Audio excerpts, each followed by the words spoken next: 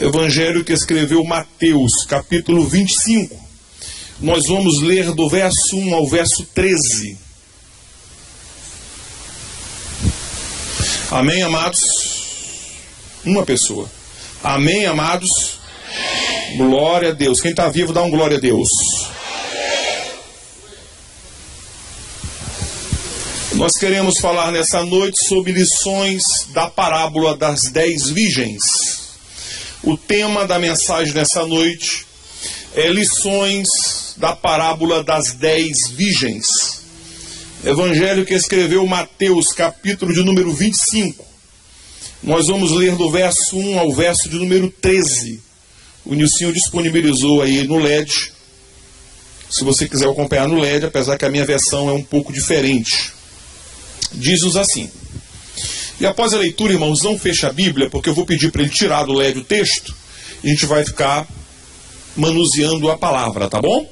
Você pode acompanhar no LED, mas quando eu estiver pregando, nós vamos retirar o texto dali, para você acompanhar na tua palavra, na tua Bíblia. Amém? Amém? Amém. Então o reino dos céus será semelhante a 10 virgens. A quantas virgens? Que tomando as suas lâmpadas, saíram a encontrar-se com o noivo.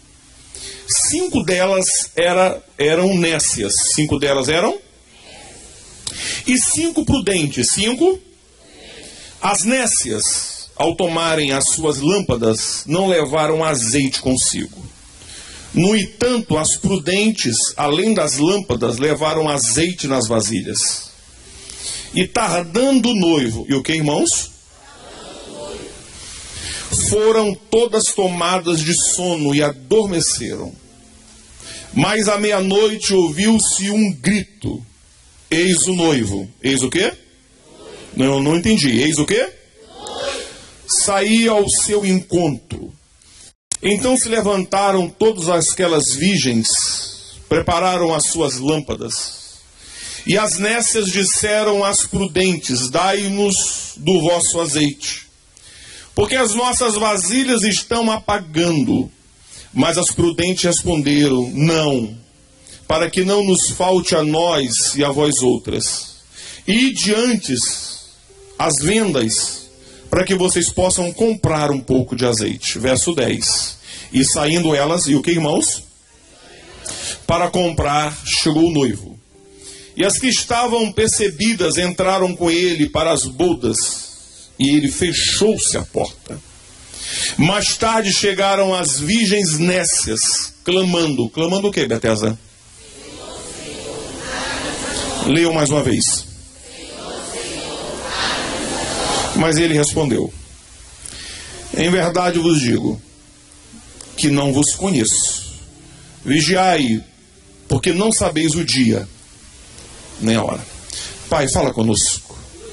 Nós estamos na expectativa de que ouvir a tua voz mais uma vez, como temos escutado a tua voz nesse lugar.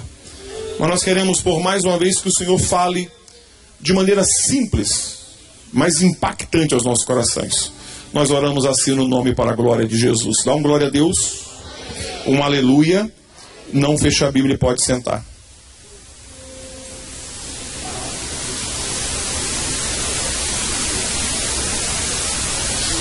Olha para mim. Olha para mim.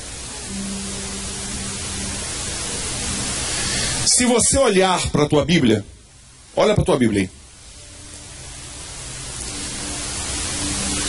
Eu preciso dar para vocês 3 informações, senão você não entende esse texto. As 3 informações que eu vou dar a você, que eu vou dar à igreja, a todos vocês, são extremamente importantes para que você entenda a parábola das 10 virgens. Quais são as 3 observações? Primeiro, é que eu tenho que olhar para o texto e saber aonde está posicionado a parábola das 10 virgens. Então olha para a tua Bíblia. Aonde essa parábola está posicionada, colocada? Se você for do capítulo de número 24, aí você olhando para a tua Bíblia numa visão geral, numa macrovisão. O capítulo 24, versículo 3, Jesus começou a falar sobre o princípio das dores. Ele está trazendo aos discípulos uma mensagem escatológica. Está falando do fim de todas as coisas. Então a parábola, ela está dentro do contexto do fim das coisas. Repita comigo, a parábola das 10 virgens. Irmãos, por favor, vamos lá. A parábola das 10 virgens está dentro do contexto da palavra escatológica de Jesus. A palavra escatológica significa fim. Então a parábola está dentro desse contexto. Ele está falando sobre o fim das coisas. Primeira explicação.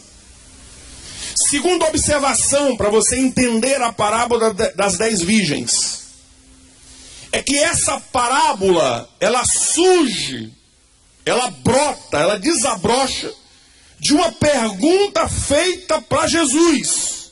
Capítulo 24, versículo 3, Betesda. Por que Jesus cita a parábola das 10 virgens? Porque fazem uma pergunta para Jesus. E a pergunta que fazem a Jesus faz ele contar a parábola. Capítulo 24, versículo 3 diz: no Monte das Oliveiras. Aonde? Achava-se Jesus assentado quando se aproximou dele os seus discípulos. E em particular, os discípulos lhe pediram, lhe perguntaram o quê? Leiam comigo. Dize-nos quando sucederão estas coisas, e que sinais haverão da tua vinda e da consumação do século. Os discípulos chegaram para Jesus no Monte das Oliveiras e ele faz uma pergunta para Jesus: Senhor, quais são os sinais da tua volta? Então a parábola das 10 virgens está no contexto escatológico e ela surge de uma pergunta dos discípulos. Pastor, você falou que são 3 observações. A terceira observação, olha para mim. A palavra das 10 virgens, Jesus pega um contexto judaico, um episódio judaico, que é o casamento. O casamento judaico, ele se dividia em 2 partes. Quantas partes? 2 partes. O casamento judaico não é como o casamento brasileiro, que demora 1 hora, 2 horas, 3 horas. O casamento judaico demora vários dias. O casamento judaico não é resumido a uma noite, a uma manhã, a uma tarde. São vários dias. Aonde se convida os amigos, aonde se convida os parentes, aonde se convida, às vezes, até toda a cidade, quando uma cidade é pequena. E o casamento judaico se dividia em 2 partes. Qual é a primeira parte? A primeira parte é a preparação da festa. Geralmente, a festa era celebrada na casa do noivo. Essa é a primeira parte. O casamento era celebrado na casa do noivo. Olha para mim. Em um dado momento, em um momento específico, o noivo saía da sua casa com os seus amigos. Ele ia até a casa da noiva buscar a noiva. Eu vou repetir. Em um dado momento, antes da segunda parte do casamento, o noivo saía da sua casa com uma túnica bonita, bem arrumado, bem alinhado. Ele ia buscar a noiva na sua casa, ia trazer a noiva da sua casa até o lugar da festa. E aí começa a segunda etapa, que é a festa se inicia. Mas quem ia buscar a noiva na sua casa era o noivo. E a noiva, ela tinha damas. Ela tinha o quê? Que geralmente seriam 10 mulheres. 10 virgens. Lembram que na época de Jesus não tinha luz. Lembram que existia uma escuridão. Então quando o noivo ia buscar a noiva, as 10 virgens, com lamparinas, elas ajudavam a ida da noiva até o lugar da festa. acompanhando o noivo e a noiva com as lamparinas nas mãos. Então elas serviam para clarear o caminho. Imagina na tua mente, na minha cabeça, a festa do noivo e da noiva sendo antecedida pela chegada do noivo e da noiva, acompanhada por 10 madrinhas com lâmpadas nas mãos. Jesus conta essa parábola. Ele conta esse fato judaico para dizer como seria o fim de todas as coisas. E aí nós olhamos para esse texto, e todas as vezes que eu olho para esse texto, irmãos, algumas lições surgem ao meu coração que eu queria compartilhar com vocês nessa noite de maneira simples e cirúrgica. São 3 lições apenas. Quais são as lições que eu aprendo aqui desse texto acerca das lições da parábola das 10 virgens? A primeira lição que eu aprendo aqui é que todo grupo parece igual. Vira para o seu irmão e diga para ele: todo grupo parece igual.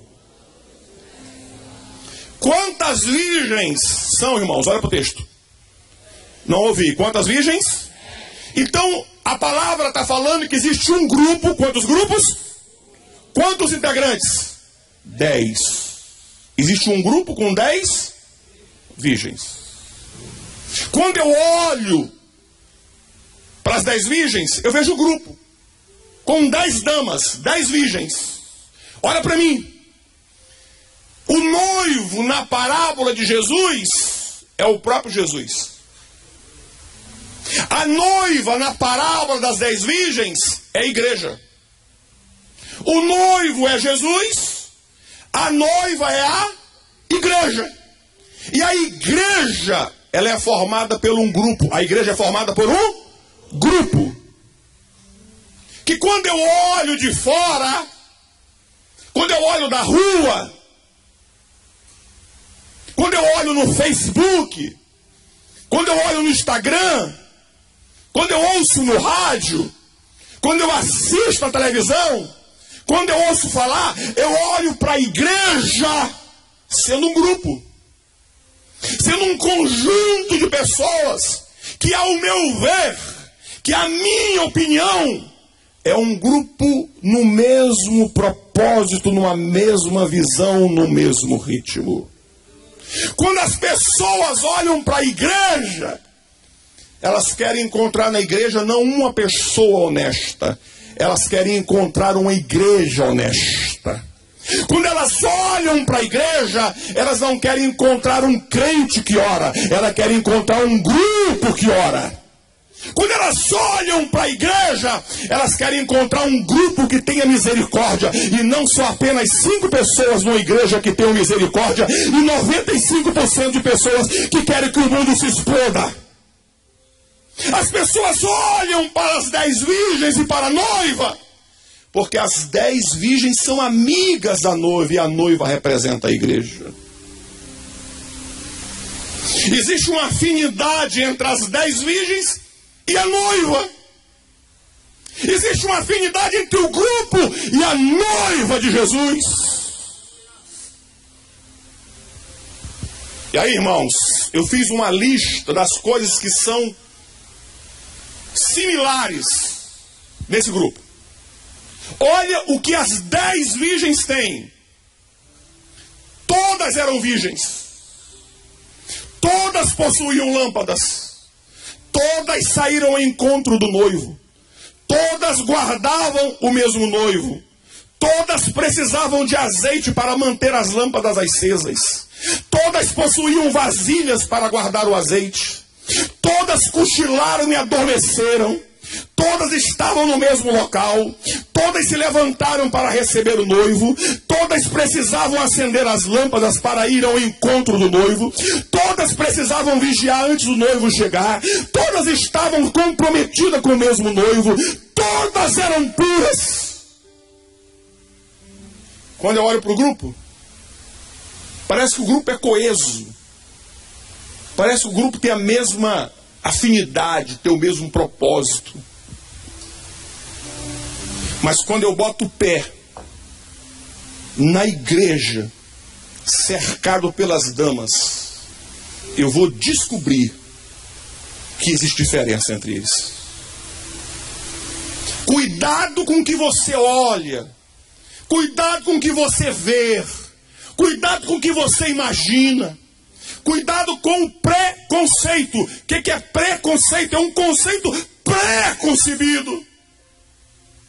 Quantas vezes você olhou para uma pessoa e disse: essa pessoa é antipática, é nojenta, é soberba, porque você teve um preconceito, você imaginou algo sobre uma pessoa que você não conhecia.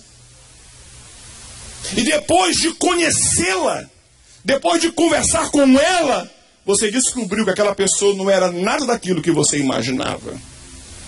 A minha oração nessa noite, a minha expectativa nessa noite, o meu desejo nessa noite, é que todas as pessoas que entram na comunidade cristã Bethesda não encontrem uma farsa, uma maquiagem, uma coreografia, mas que encontre uma igreja que seja coesa com o mesmo propósito, com a mesma visão. Nós estamos caminhando para encontrar o noivo, o Deus Todo-Poderoso, Criador dos céus e da terra, que não marcou hora, que nós não sabemos o dia. O noivo está chegando, e eu vou repetir até você levantar a tua mão e glorificar o teu Deus Todo-Poderoso.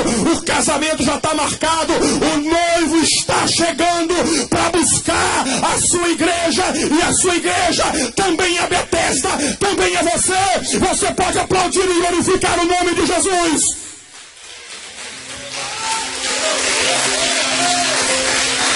Ah, pode aplaudir mais, pode aplaudir mais.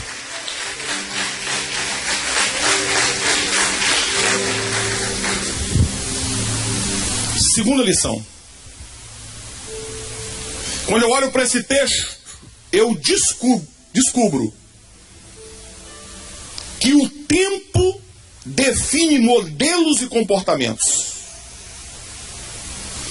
Todas as vezes que eu olho para esse texto, eu descubro que o tempo define modelos e comportamentos. Você consegue repetir comigo? Repita comigo. Diga: o tempo define modelos e comportamentos. Pastor, eu não entendi. Tu vai entender agora em 4D. Estou falando da noiva. Uma pessoa chega para participar da noiva, a igreja. E quando ela chega, ela aparenta ser uma pessoa boa, aparenta ser uma pessoa honesta, aparenta ser uma pessoa que tem pensamentos certos e definidos. Mas eu falei, o que define as pessoas? O tempo.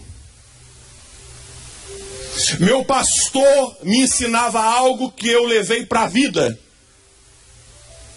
Quer conhecer uma pessoa? Coma 1 quilo de sal com ela.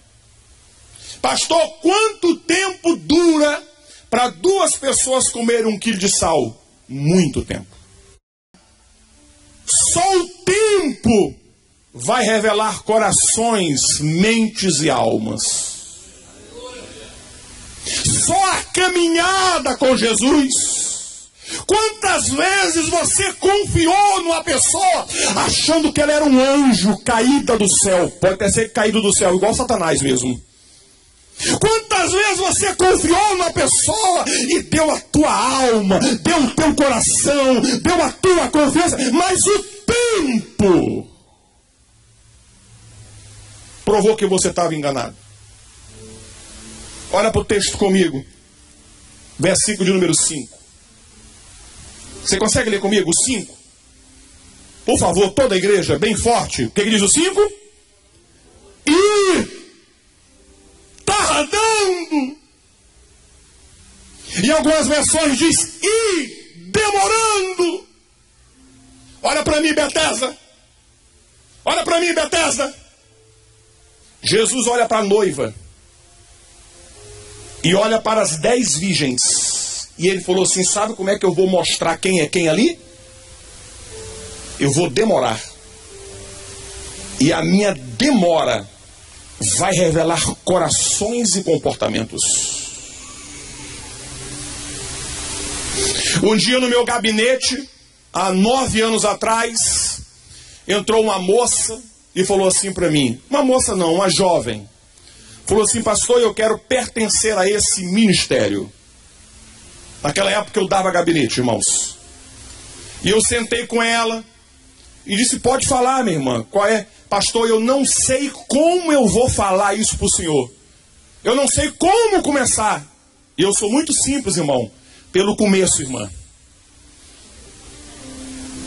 Pastor, eu não sei, talvez abale o seu conceito. Falei: minha irmã, eu estou ficando nervoso já com você.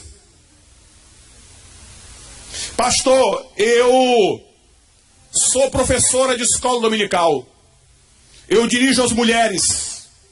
Eu sei tirar oferta. Eu sei pregar. Eu sei ministrar o louvor. Eu sei ligar o som da igreja. Eu sei tocar teclado. Eu sei tocar piano. Eu sei tocar violão. Eu falei: minha irmã, tu és um gênio. Eu ainda não disse o mais importante para o senhor. Falei: estou na expectativa imensurável. Eu sou. Eu já ouvi 3 vezes. Eu sou ministra de louvor. Eu falei: irmã, você não é gari do louvor? Você não é assistente do louvor? Tu não é serviço geral do louvor? Não, pastor, você não entendeu. Eu sou ministra do louvor. Falei: só que esse ministério não tem ministro de louvor. Nesse ministério tem adoradores do Rei e Salvador Jesus Cristo. Quem manda é o Rei. Vai ser assim até o último dia que eu respirar. Quando essa igreja fizer o meu sepultamento, vai ser assim. Quem manda aqui é o eterno Criador dos céus e da terra, o Deus Todo-Poderoso, aquele que era, que é, que sempre há de ver. O noivo continua mandando na noiva, hoje, amanhã e sempre. O que é que ela quis dizer, pastor? Eu vou fazer um desenho para você. Ela queria chegar nesse ministério e assumir o ministério do louvor, porque ela é ministra do louvor. Falei: minha irmã, você começou muito mal. Você começou péssima. Tanto é verdade que aonde ela está, não está aqui. E nem em lugar nenhum. Um dia no meu gabinete, quando eu dava gabinete, sentou uma moça na minha frente. Há 9 anos atrás. E disse a mim: ouça e bota o cinto de segurança. Pastor, eu não posso continuar nesse ministério. Amém? Vamos orar. O senhor não quer saber a razão? Eu falei: não me importa. Porque quem tem que ficar aqui é quem ama. Jamais vou convencer e nem persuadir ninguém a convencer e mudar o coração de alguém. Mas eu quero explicar, pastor, e eu queria que o senhor me ouvisse. Eu falei: tudo bem, se você quer explicar. Deus tem um chamado muito grande na minha vida, pastor. Eu falei: amém. O senhor não está entendendo. O meu chamado é maior do que o seu.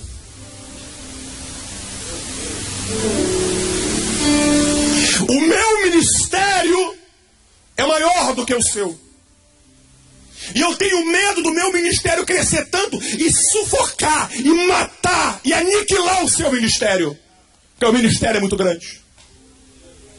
Ai, pastor, eu sou uma escritora. Deus moveu as minhas mãos com magia da poesia.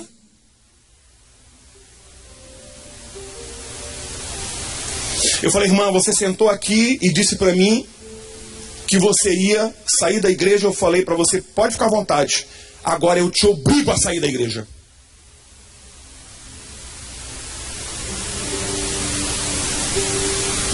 Foi assim, é assim, sempre será assim. O dono aqui é o homem de branco. Quisera eu que se levantasse uma ovelha minha que tivesse um ministério maior do que o meu, porque eu ia me realizar no teu ministério junto contigo. eu ia aplaudir e dizer: ele é meu filho, ela é minha filha, saiu do meu ventre espiritual. Quisera eu, se aqui tivesse escritores, que eu pudesse dizer: glória a Deus, é meu filho. O pai se realiza nas realizações do seu filho. Aonde está ela? Aonde está a escritora? O ministério afundado na sarjeta. E um dia dentro da padaria o seu marido me disse: pastor, me perdoa e perdoa minha esposa, nós erramos contra o Senhor. Eu falei: contra mim não, contra ele. O tempo revela corações, atitudes e comportamentos. O noivo tardou para mostrar para as 10 virgens quem elas são.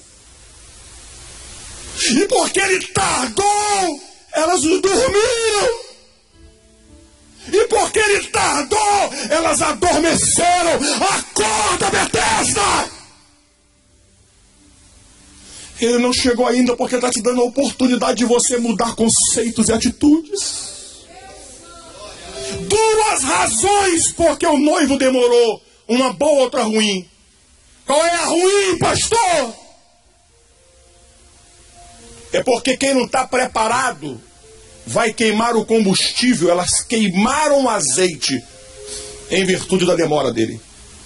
No caminhar até ele, elas não tiveram reserva de azeite. Alguns pregadores dizem que elas não reservaram o azeite. Qual é a coisa boa?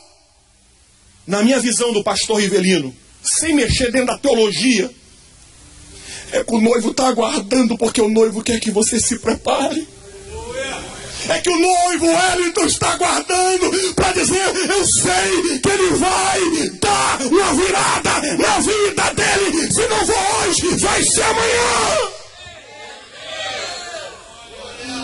Ele não veio ainda porque ele acredita que o teu chamado é chamado dele e vai acontecer uma hora ou outra, vai desabrochar, vai brotar, vai surgir uma grande mulher de Deus nesse ministério. Eu profetizo grandes homens de Deus, grandes mulheres de Deus para mexer nesse país.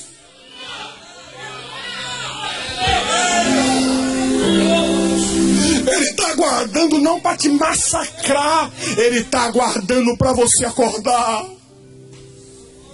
Acorda, Betesda!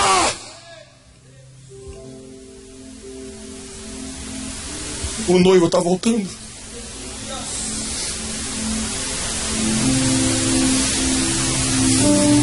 E quando ele voltar, voltará com todo o poder, glória e majestade. O texto de Paulo diz que os céus vão se abrir. Ele vai descer sobre uma nuvem.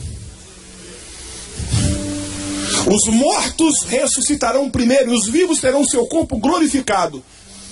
E nós nos encontraremos com ele nas nuvens, nos ares. Todo olho verá.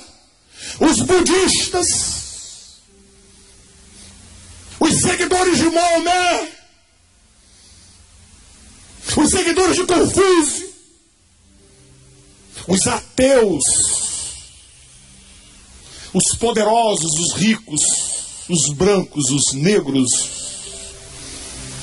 os orientais, os ocidentais, todos eles verão o noivo vir buscar a sua igreja.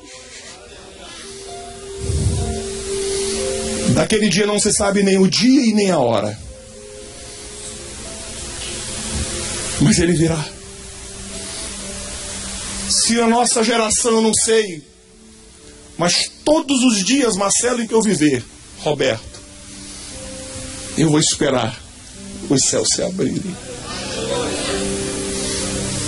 E quando os céus se abrirem, não tem como você resolver o irresolvível.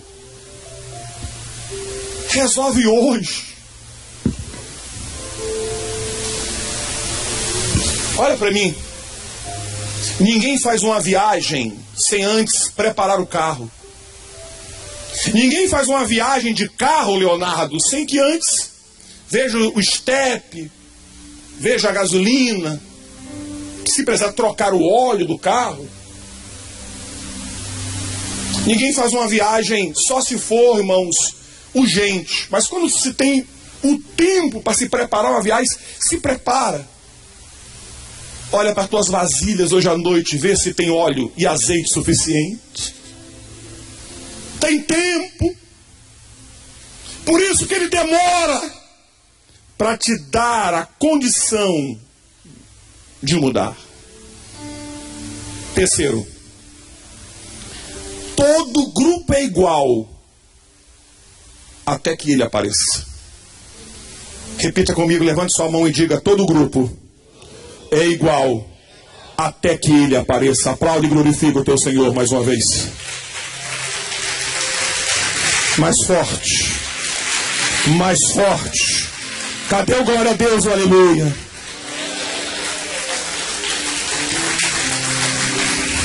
O que diz o 10? E saindo ele. Quando ele sai no verso 10, e saindo elas, quando ele vem, elas saem. E elas só saem quando ele vem. Eu vou explicar para você entender. Elas estão numa inércia, elas estão paradas. Quando ele vem, elas tomam uma atitude. Não tome uma atitude quando ele vier, tome uma atitude antes que ele venha. Porque quando a atitude delas é tomada, olha o que diz o texto, que eu quero ler contigo para você sugar o que o texto está dizendo, verso 9. Mas as prudentes responderam. Por que as prudentes responderam? Porque saíram as 10. 5 delas, o azeite terminou. E elas correram, verso de número 9, as 5 que o azeite não acabou, e disseram no verso 9, mas as prudentes responderam: não poderemos te emprestar azeite nem vender, para que não nos falte a nós. Aí vem o verso 10. E saindo elas para comprar. Pastor, me explica melhor. Explico. E como te explico? Que horas o noivo chegou? Olha o verso 6. Que horas, Betesda, o noivo chegou? Que horas o noivo chegou? Qual é o comércio que está aberto meia-noite?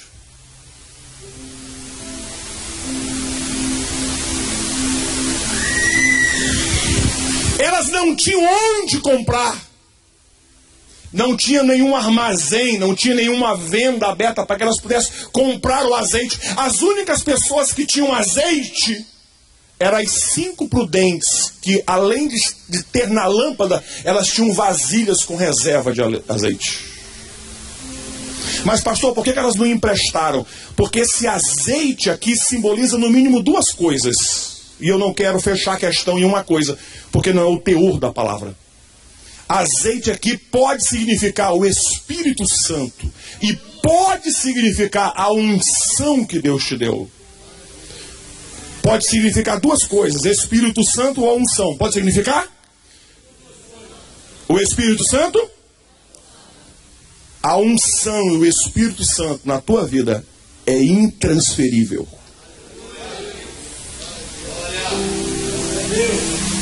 Não tem como emprestar. Não tem como vender. Aquilo que é teu hoje, amanhã e até o dia que você vai encontrar-se com ele. Pastor, me explica melhor. Irmãos, eu orei para chegar nesse tópico da mensagem para dizer para você. Tem gente querendo comprar o teu chamado. Tem gente querendo comprar o teu azeite. Mas se é teu azeite, é teu azeite. É teu, pertence a você. Foi ele que deu a unção é tua, o poder está em ti. Não tem o seu. Não tem como emprestar. E olha o que elas dizem para as outras. Tentem comprar.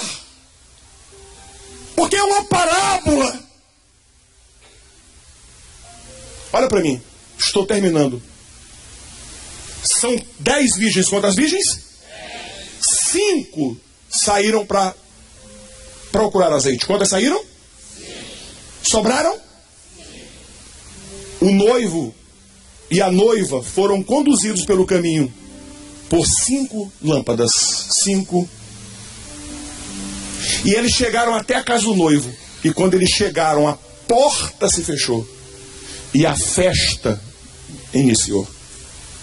E quando as outras 5 conseguiram, elas correram atrás do noivo. Olha para o texto. Eu vou te dar uma 4ª lição.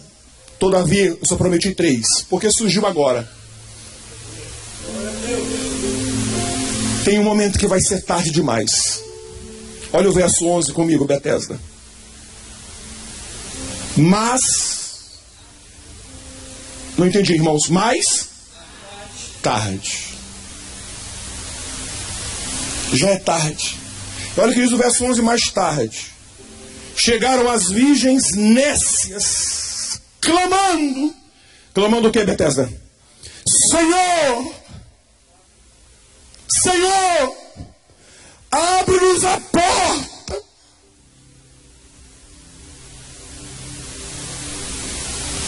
Olha o que ele diz. Mas ele respondeu em verdade. Vos digo. Eu não vos...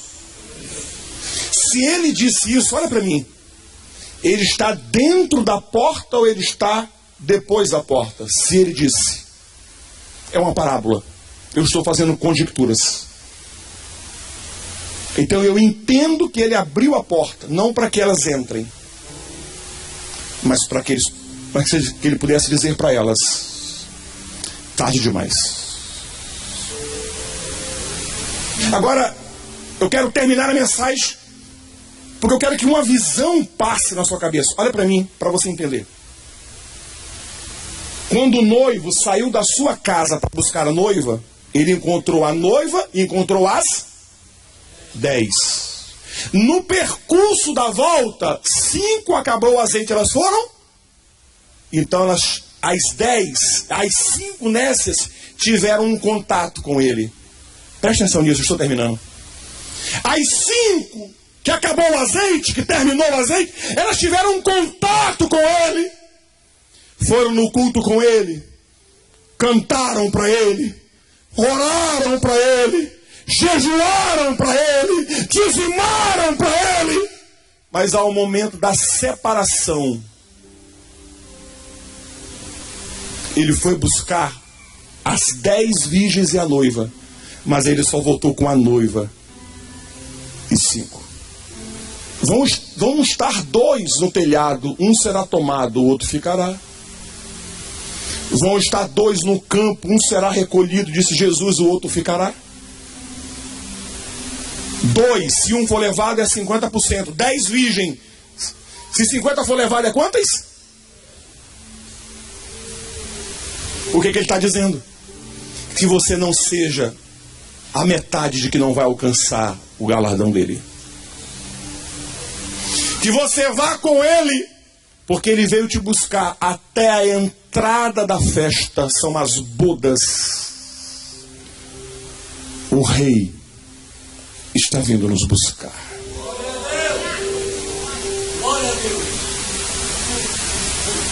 São governantes perturbados mentalmente.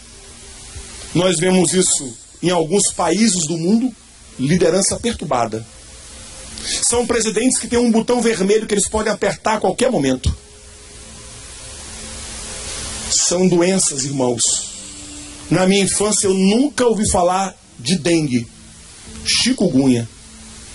Vocês chamam de Chico, eu chamo de Francisco, porque eu não tenho intimidade com mosquito. Então eu falo Francisco.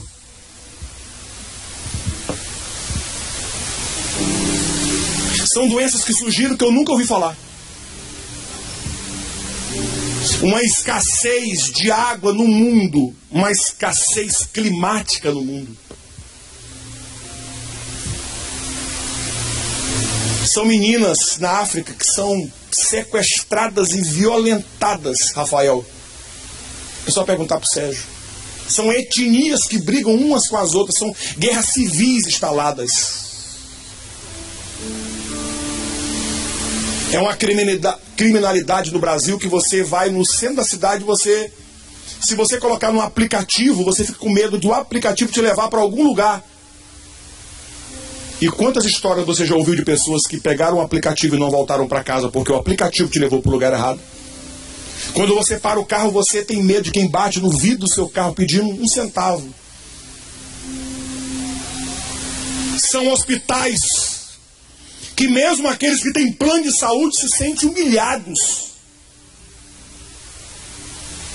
São governantes que pensam em si próprio.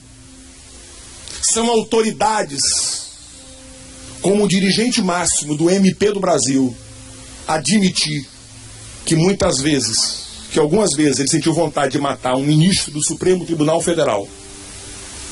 É porque nós estamos perdidos. São 513 deputados, que me perdoem, a gente não sabe o que estão fazendo lá. São 81 senadores que você não sabe o que está acontecendo. É uma floresta amazônica que pega fogo, de uma pessoa ter coragem de tocar fogo numa floresta para incriminar uma pessoa. O rei está voltando. Está voltando porque o amor está acabando na face humana. As relações interpessoais estão frias. As pessoas não querem mais conversar com as pessoas. Não querem mais estar com as pessoas. Eu tenho me preparado a cada dia, porque eu sei que eu terei a honra. Se vivo ou morto, mas eu terei a honra, porque Paulo diz isso, de vê-lo. E eu vou poder dizer para ele: Senhor, obrigado por tudo. Obrigado por me amar quando ninguém me amava. Feche teus olhos na presença de Jesus.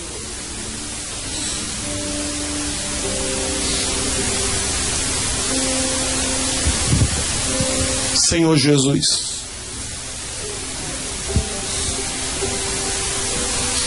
às vezes é até pecado o que eu vou dizer, mas como eu amo essa igreja e as pessoas que aqui estão.